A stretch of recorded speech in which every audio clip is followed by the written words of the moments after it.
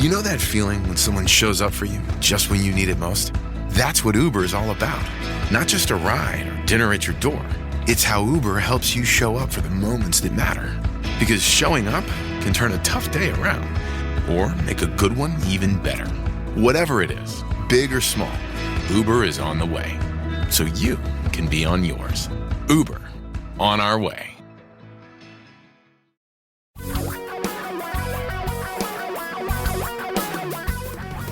Reality radio for a really great future.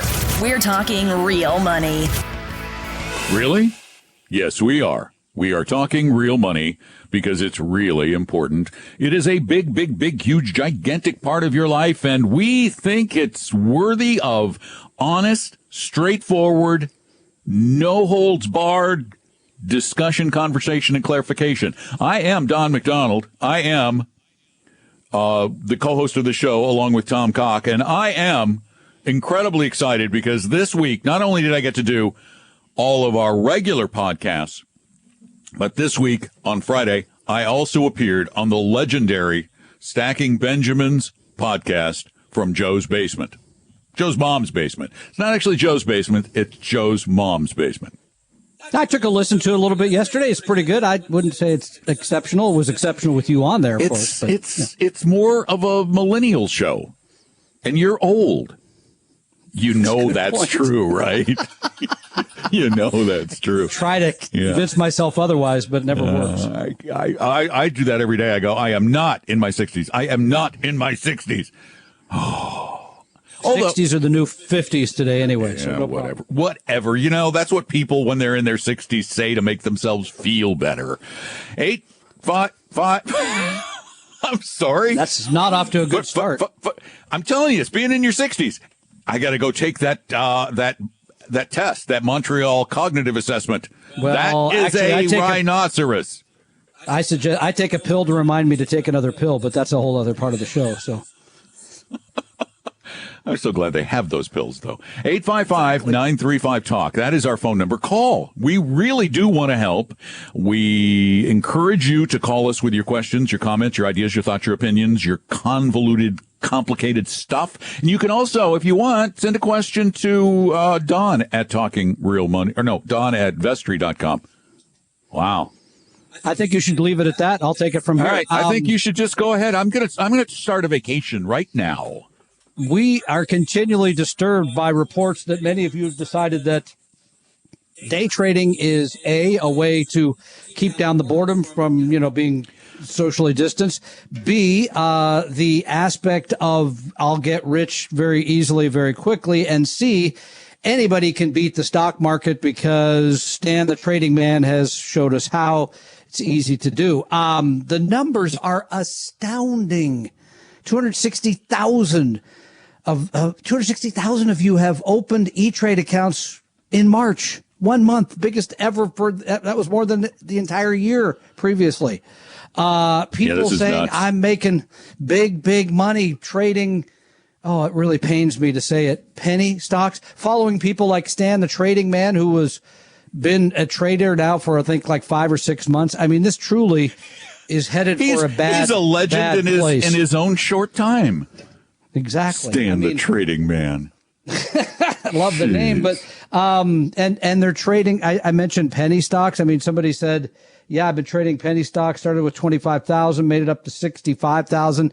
Somebody else mentioned that, oh yeah, this was an easy trade. I was going to make a lot of money. Then it turned out that somebody who held a lot of shares started shorting them. I mean, this is tragic. This is not investing. This is speculating.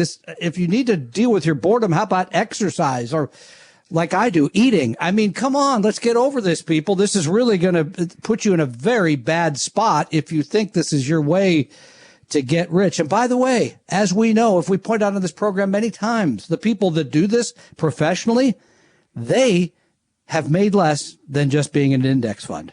Yeah, the statistics are really appalling. There was a study recently done that shows the success rate for day traders is about 10%. 10%.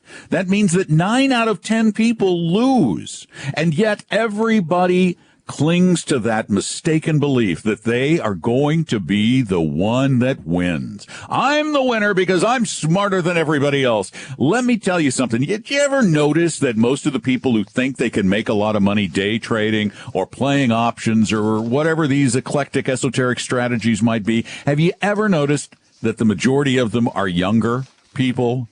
Okay? When I was in my late 20s and early 30s, I played options. I did. I bought individual stocks. I did. And I had access to all kinds of research because at that time I worked for Dean Witter, which was one of the largest brokerage firms in America. And guess what? It didn't work. It won't work. I know. I don't want these old fogies telling us. Hang on. We'll get that when we come back. Yeah, we got to take a quick break. 855-935-TALK is our number. 855-935-8255. We got more on day trading and option trading and all the stupid trading that people are doing right now, probably because they're just bored. Tom and Don are talking real money. We don't believe in seat-of-your-pants investing. We believe investing should be based on solid science, on academic research. That's why on July 29th, we'll be hosting a brand new class, The New Science of Real Investing, at 8 a.m. via Zoom. Get your tickets right now at TalkingRealMoney.com. Just click on the New Events button or the Events button and reserve your place. Go to TalkingRealMoney.com and make sure you're there to learn the science of real investing in our next online Zoom class. Go to TalkingRealMoney.com, click on the Events button. For your real life and real future, Tom and Don are talking real money. Once again, our number is 855-935-TALK. Call us. We'll talk about money with you. It's fun. It can be fun to talk about money, particularly if it helps you make more of it and not lose so much and not do stupid things like day trading, which, by the way, just want to let you know one more time that every study that's ever been done shows that fewer than 1 in 10 people who day trade make money. Well, and I'm going to criticize the Wall Street Journal a little bit. I mean, they have a very extensive article talking about all this today in today's edition, where they interview some of the people doing this, talk about Robinhood. The average age of user at Robinhood 12? Trading app is 31, more appropriate. But they say, here's the quote, some academic studies have demonstrated the challenges individuals have in trying to beat the market. Wait. Some? That means that some show that they do beat the market. Do you know why the Wall Street Journal says that? Because they have a vested interest in the advertising of those who claim to be able to beat the market. And they have run full page ads, to pick on one of our partners, Charles Schwab.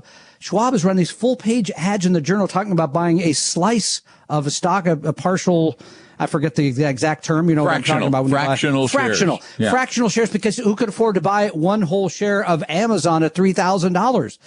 This is crazy. I mean, and by the way, the last time this really went nuts, you can remember, it was the late 1990s. Those of you who are doing Robinhood probably can't, if you're 31 or 12, as Don said. Remember how it turned out. It did not turn out well. I have a friend, an acquaintance, not really a friend, who sold his air conditioning business up north, moved down here, and started day trading for a living. And for several years, he racked up huge gains.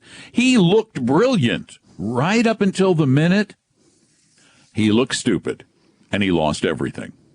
Because that's what happens. Always. That's what happens. Why does it happen that way? Because, folks, day trading is simply gambling at a nationally legal casino. It's no different. And if you think that's not true, we mentioned the fact that hedge funds have underproduced index mutual funds for a long period of time. Remember, about 90% of the trades that are happening are done by institutions that spend tens of millions of dollars researching those companies versus you thinking Hertz has got to come back or American Airlines will be okay. They know more than you do, and you're trading in that same pool with them. I wouldn't get in that pool. Absolutely not. Well, generally, there's no water in it anyway. So, 855-935-TALK. We want to talk with you, and you are invited to call with almost any question as long as it has something to do with money. Gloria, welcome to Talking Real Money. Hello, how are you? Hey, good. How are you? I'm doing well, thank you. What can we do for you? So my question is, I have a TSP, and I'm going to retire in a couple of years. I wanted to know if it's best to roll over my TSP into a Roth when I retire, or could I do that now? Well, okay, first of all, let's make sure we have our terminology correct. If your money was saved pre-tax, which it probably was, then you cannot move that to a Roth IRA. Remember, a Roth is money that you've already paid tax on. Right. So a TSP was probably pre-tax dollars, which means if you wanted to roll it into a Roth, you'd have to roll it into an IRA, transfer it into an IRA, or roll it into an IRA, and then move it from there into a Roth and pay taxes on everything you move over. So that's question number usually, one. Yeah, wouldn't make a whole lot of sense, again, because you're paying all the tax right then. You could do it over time. I mean, it's more complicated. But the other question on the table would be, moving money from the thrift savings plan, which is what's used by government employees, which has very low cost, it has decent diversification, not as much as we'd like to see, but the costs are very low, versus taking it out and moving to an IRA. Would you be giving that money for someone to manage, or doing this on your own? To someone to manage. And would that someone who might manage it actually be a 100% fiduciary advisor or a stockbroker like a Merrill Lynch or an Edward Jones or a whomever? Yes. Yeah, you don't give it to them. No. No, I mean, keep it in the why, TSP, absolutely. Yeah. Here's why. Number one, Don made a very good point. Finally, the fact is that, oh, sorry about that. The fact is, we'll talk about 401k rollovers in just a minute. That the people that you're giving it to have no responsibility to put your interests ahead of theirs. And that's troubling to us because we know all the time that they put you in things that are not the best. Number two, the costs are going to go from very small to very high. Yeah, as a matter of fact, how much is in your TSP? I'm going to give you a number. You're going to go, how much is in there? 200. Okay. You go ahead and keep talking, Tom, while I do the math. Yeah. So that's the two of the things. And then the third one, getting back to sort of how the money is going to be invested. We find absolutely no reason to hire anyone in the business that wants to move you into actively managed mutual funds or exchange traded funds or stock pickers, because they have underperformed indexes for a very long period of time. So unless the person said, I'm going to put you in an indexes and I'm only going to charge you a very small amount to do so, I would not make that move. The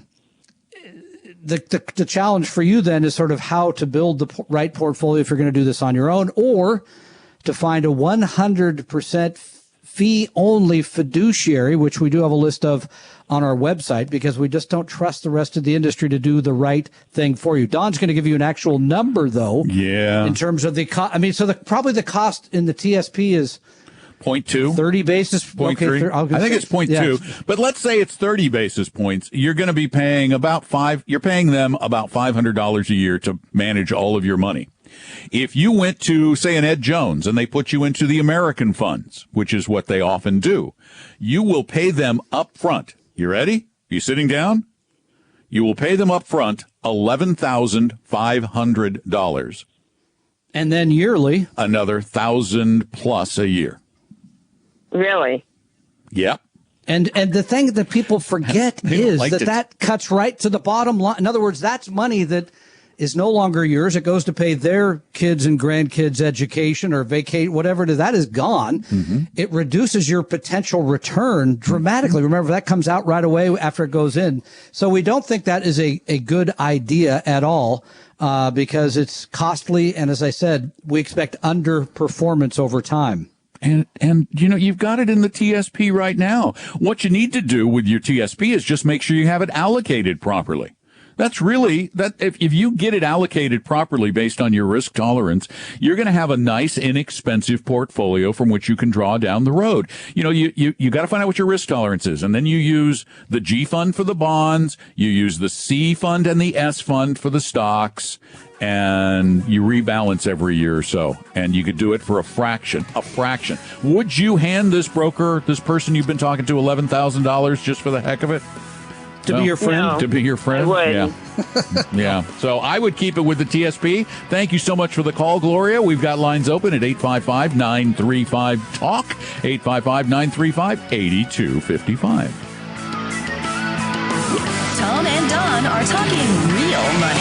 You've heard that about 99% of all financial advisors are not always required to act in your best interest. You've probably been pitched financial products by all manner of friends and relatives, and the investing you have done is probably a hodgepodge of ill-fitting pieces that are doing little to provide the financial security you need. If you're looking for a 100% pure fiduciary, and we'll put that in writing, low-cost, fee-only advisor who always puts you first, give Vestory a call at 800-386-3004. That's 800-386-3004, or visit us online at Vestory, VESTORY.com. Your guides to a really great financial future. Tom and Don are talking real money. Our number once again, 855-935-8255. I got it right this time, right? You did. Thank you. I'm so proud of myself. I took a question on Friday's podcast that was sent Yesterday. in. Yeah, Friday's podcast. And here is the question. I'm going to reread the question because while my answer was technically correct, That's true. there is, as with all tax and retirement and investing, there is nuance. So we're going to cover the nuance right now. Here is the question. If you listen to it on Friday, you'll hear it again.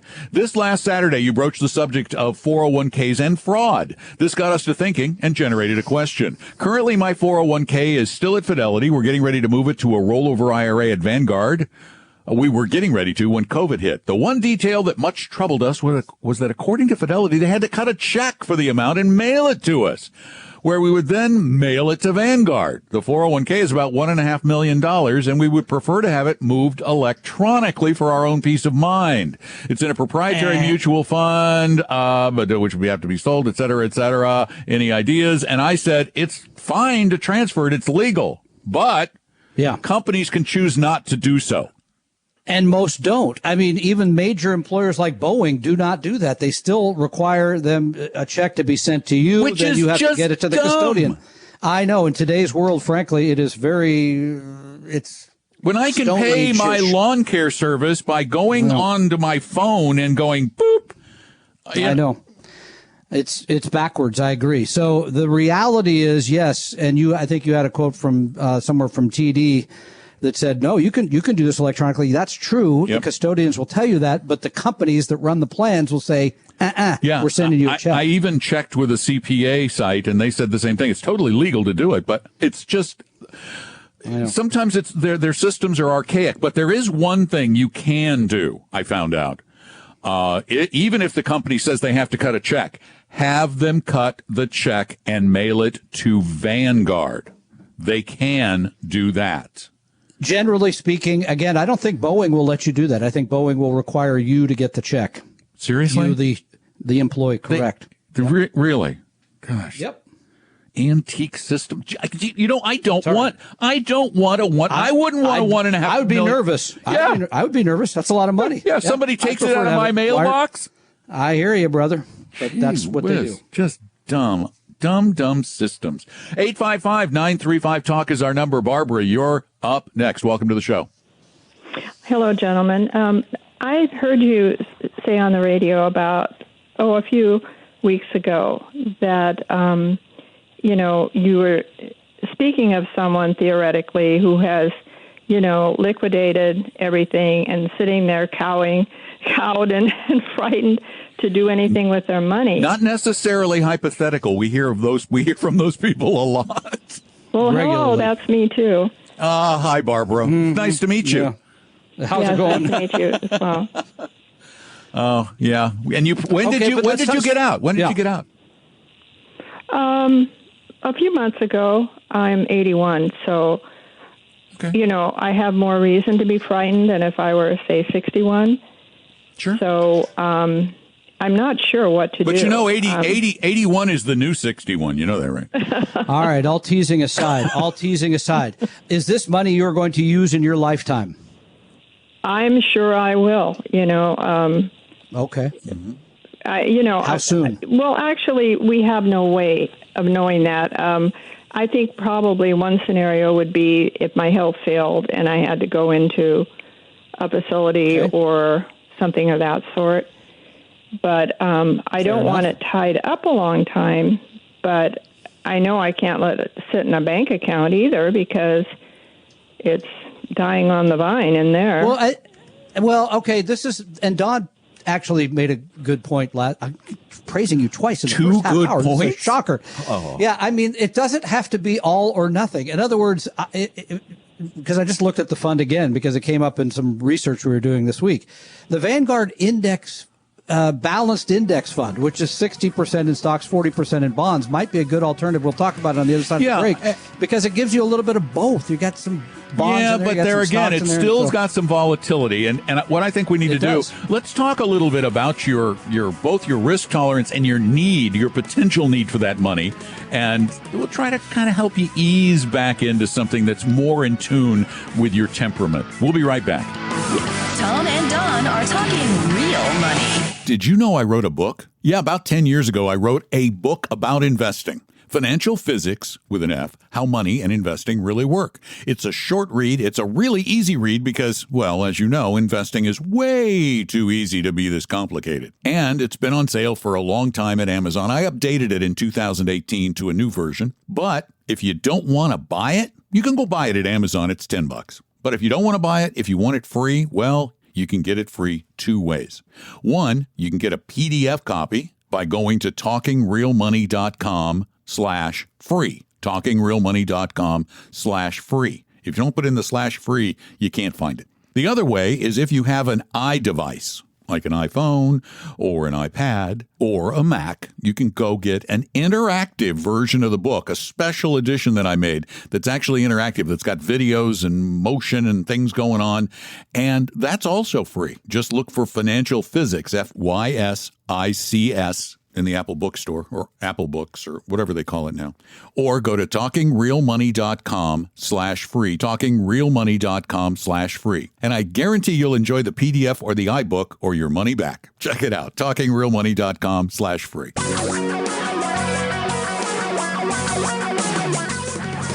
Reality radio for a really great future. We're talking real money. Hey, welcome back to the show. I'm Don. That's Tom. This is Talking Real Money, where we talk about, guess what? Money. 855-935-TALK is our phone number, 855-935-8255. We're talking to Barbara right now. And, of course, Tom's answer is, hey, let's just give you the quick answer. Buy the Vanguard Balanced Index Fund. It's okay. But, Barbara, how much money are we talking about? $500,000. Okay, so it's a fairly decent-sized chunk of change, even if you had to go into some sort of a care facility. There's no way in the world you're going to spend $500,000 in a year or two or even three. There's just no way. Right? Well, I would hope so. Yeah. So what that means now is that we have some flexibility with some of the money. Now, it makes perfect sense when there is the possibility of long-term care to keep $100,000 or so relatively liquid, relatively like in CDs. But you can shop out there for CDs and get better than you're going to get at your bank. You can get 1.5%, for example, at some banks for a 1-year CD. And you could go to Bankrate. Correct? Bankrate.com and look around there because they have they can tell you about better places to save, better places for CDs, the best rates. Then, for the rest of it, you now have a little bit of flexibility. Certainly, you still need to keep some safe. But what you should do, and we fervently believe that everyone should do this, and it doesn't matter what your age, it's really your inclination and your need, is keep a portion, even if it's a small portion, in equities so that you can make the money, because you can't make money in fixed income. After taxes and inflation, there's no money to be made. So you have to keep some of it. The key is putting it into a portfolio that keeps you invested.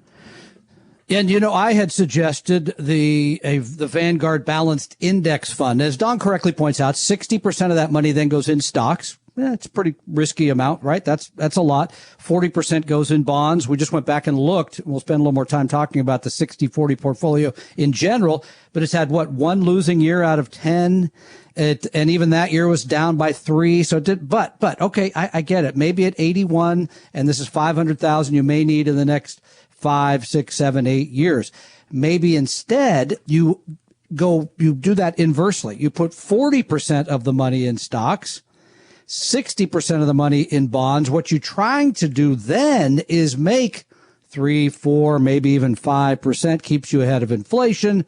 You get some growth. But I think your initial question was, I sold out. How do I know when to get back in? Our answer, by the way, I think I can speak for Don on this one, is going to be, that is about you, not about the market. And knowing what your risk tolerance is, knowing how soon until you need the money and how much volatility you can take, that's how you invest. It has nothing to do with the virus, the election, all the other things that are coming along. Because those are all things about which we can do and will know nothing. You will not know when it's time to get back in. And those are things over which we have no control. The one thing we do have control over is our asset allocation, and we need to make sure it's done properly. So here's just an off-the-cuff suggestion. This is not a recommendation, but for example, take a couple of $100,000 and ladder it in CDs out to 3 or 4 years, so that you've got that liquidity if you need it. Because you can even cash in one of the CDs if you need to and just take an interest rate penalty at these low rates. Who cares? Then take the rest of that and put it into something like the Vanguard Balanced Index, which is dirt cheap. That means that by default, you now have a portfolio that's 30 or 40% stocks and the rest fixed income, with some of it very, very, absolutely, no doubt about it, safe. Does that sound reasonable? VBIAX is the Vanguard Balanced Index Fund. VBIAX. It's unbelievably inexpensive. 7 basis points. Crazy. It's had a good return the last 10 years. And that's not the reason I would use it either, by the way. I'd use it because it gives you a balanced approach at a very low cost. Yep. That's the reason I think you should use it. Okay, Barbara? Is that D as in Donald or B as in boy? B as in boy. Okay. B as in boy. V as in victory, B as in boy, I as in, I can't remember the abbreviation, A, and then X as in xenophobic. Which is not the proper... X-ray. X-ray. X-ray that is is correct, yes. My dad's looking X-ray down at me is right correct. now here, yes. son. Get it going there, son. Fine. You did something nice for your dad's birthday. You got X-ray right. 855-935-TALK. Call us anytime. We'll talk about the money matters that matter most in your life. Tom and Don are talking real money. We don't believe in seat-of-your-pants investing. We believe investing should be based on solid science, on academic research. That's why on July 29th, we'll be hosting a brand new class, The New Science of Real Investing, at 8 a.m. via Zoom.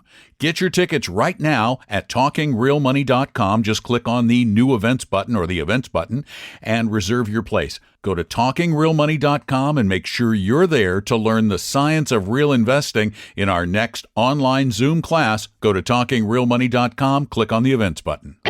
For your real life and real future, Tom and Don are talking real money. You know, balanced funds. Balanced funds have been around for a long time. By the way, our number is 855-935-TALK, in case you forgot it, which I can't imagine how. But balanced funds have been around forever. As a matter of fact, the Vanguard Wellington Fund has existed since 1929. It wasn't the Vanguard Wellington Fund. It was just the Wellington Fund then, and right, Vanguard bought it. Yeah, bought them. Mm-hmm. But 1929, and it was originally set up as a 60-40 balanced fund. And what we're talking about when we say 60-40 is 60% of the portfolio, the holdings are in stocks, 40% are in bonds. My struggle with the Wellington is 60% of your money's really kind of in the Standard & Poor's 500, actively managed. 40%. But that's the old way of doing it. There were no indexes in 1929. But every once in a while you hear this, the 60-40 doesn't work anymore. You can't do it in retirement. And they always give you the reason, right? What's the reason? Interest rates are, well, today it's, why are you going to have 40% of your money in bonds that are paying 1 or 1.5%? That's never going to work. And interest rates are going to go up and the value of those bonds are going to go down. That'll crush you. Stocks won't pay. I mean, there's always all these reasons, right? The Bank of America last year, I believe, said it's over. 60-40 won't work anymore, period, as a retirement sort of balanced portfolio. It wouldn't. Okay, I'm trying to understand the logic, though. 60-40 is supposed to work in any environment. It's just the representation of the current market. Why does the market have anything to do with whether 60-40 works anymore or not? What's the alternative? Well, there's always an alternative, and next hour we'll talk about one of the big alternatives today, right? That's called gold. Oh, no, it's not. Up 24% this year, et cetera, et cetera. But don't get me started. 60-40. Okay, 60, it's boring, it's old-fashioned, kind of like me, I get it. But let's just look at the numbers, because they're astounding. This year, you just mentioned the Vanguard Balanced Index Fund. Yeah. And year to date, it's up, I think, a little bit, right? Correct. Wellington, on the other hand, is down 3 1/3. The Vanguard Balanced Index is up 3.8. Well, that's a 7-point spread between active management and. But I'm saying that's not a huge loss for somebody in other words, a balanced fund. The idea here is you get some of the return of the stock market. You get the cushion of having bonds and fixed income that cushion you from the bad thing. I mean, and they even gave some numbers, by the way, in the first quarter where it's pretty interesting. Global equity was off 31%. And the Vanguard Balance Fund was off 16% because bonds. And by the way, I think I think the Vanguard Balance Fund probably uses some bonds. I don't know that I'd recommend. They probably have more than just government bonds in it. You know, let me look. What's the symbol again? VBIAX. IAX. I'm going to actually look it up and tell you. So then you'll know. I mean. But it's still a very reasoned approach, I think, even for people drawing money off it in retirement. I see no reason to abandon that. I think for many, many people, it's a very fine strategy. Actually, you'd be interested to know that for all intents and purposes, the bond portion is the Vanguard Bond Index. So that's going to be 60% government bonds, 40%. Some corporate, some I think the average duration is about 5.5 years, somewhere around there. So that's not bad. It's not bad. No. 855-935-TALK. Give us a call, 855-935-8255. And Carol, you're up next. Welcome to Talking Real Money. Thank you. I'm 75, retired, of course. Very low income. I get about $26,000 a year. I have $2,500 in savings, and I know nothing about stocks and bonds and stuff like that, but I'd like to get started. How can you help me? No. You cannot get no. I'm serious, because you aren't in a position. You don't have any excess cash sitting around.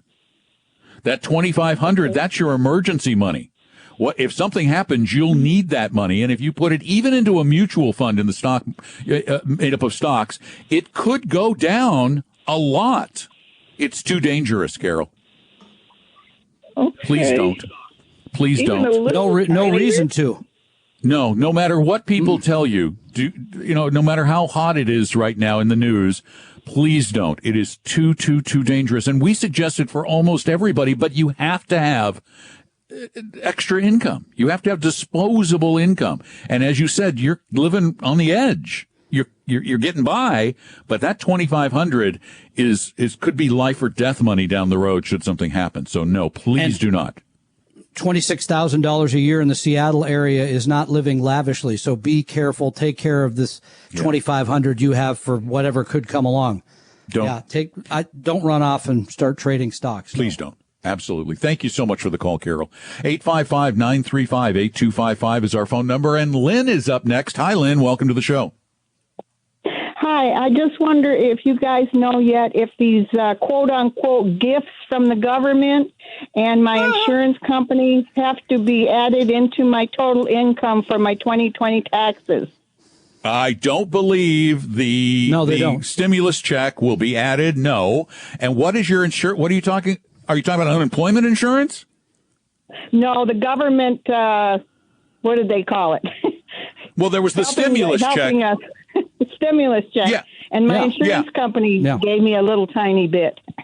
Oh, no. Okay. Yeah, your insurance company, I got it from my insurance. I know what you're talking about, the rebates. See, the rebate is just a rebate of money you've already paid them. So it is not taxable. Right. That is tax-free. Okay. And the government has said that the stimulus checks will not be taxed. No. Oh, good. Okay. Because what it is, it's what you're getting is a credit against your 2020 taxes. It's just like saying, all right, we're just going to give you part of 2020 taxes back. And you don't have to do a thing. You're set. Keep it. Enjoy it. Live on it. And my bet, by the way, on other parts for the people that got PPP, less than I think I read $250,000. Would you quit? That's probably. You need to stop using any word with a P in it. Do you hear? You're popping plosives all over. I can't hear myself, as you know. I can't hear myself. So you're popping plosives all over the place. All right, the government program lending to business that starts with a P. That's actually good. You talk across it, it's better. You like that? Yeah. That's good. From what I read, even if you've got less than $250,000, you're not going to have to pay any of that. I mean, they're going to just turn that into a grant. That's the latest discussion. And the latest discussion, frankly, from what I can see, is it's unlikely there's going to be any payroll tax cut. There's unlikely we're going to be having other stimulus. Nobody seems to know. Everybody went home and they're going to come back. I don't know how they're going to make all that work in Congress. Good luck. We don't know anything. We really don't. I'm going to not have time for Raj here because we only have like 40 seconds before we go to a break. So, Raj, I need you to hang on over the top of the hour, please. Please, please, please. I really appreciate it. Okay, and before all the rest of you call too. Have 40 seconds, so we could tell people this coming Wednesday, the 29th. I'm going to tell them after the break. A webinar. Okay, well, I'm going to tell them now because I got my chance right now. All right. Is that okay? Yeah. Go ahead. The new science, the new math of retirement, is going to be Wednesday morning, 8 o'clock Pacific time. Join us. Sign up, talkingrealmoney.com. You want more personal help? Go to Vestry and ask for our help there. Like we said in the ad, we want to make sure you're okay in this difficult time. How was that? Is that too much? No, that's good. Don't go away. We'll be back. 855-935-TALK. 855-935-8255. Stick around. Tom and Don are talking real money. If you're sick of your self-interested financial advisor and are looking for a 100% fiduciary low-fee investment advisor, call my firm Vestry at 800-386-3004 or visit us at Vestry.com. Your guides to a really great financial future. Tom and Don are talking real money. And as Tom mentioned, and already spoiled it, we are conducting a great new class, brand new class on Wednesday, the 29th of July at 8 a.m. on Zoom.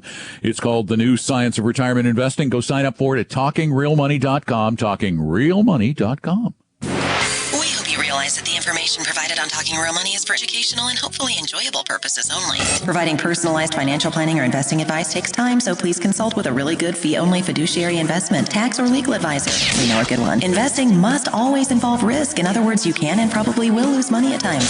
Also, as much as you want it, no one can accurately and consistently predict the future. So past performance doesn't tell you a darn thing about what the future will bring. Unlike many other programs that say something similar, Talking Real Money is not trying to get you to buy or sell any financial products or securities. Instead, the program is provided as a public service by Vestry, a fee-only registered investment advisor. Thanks for listening, and please visit talkingrealmoney.com for more information and disclosures. That should keep the lawyers happy.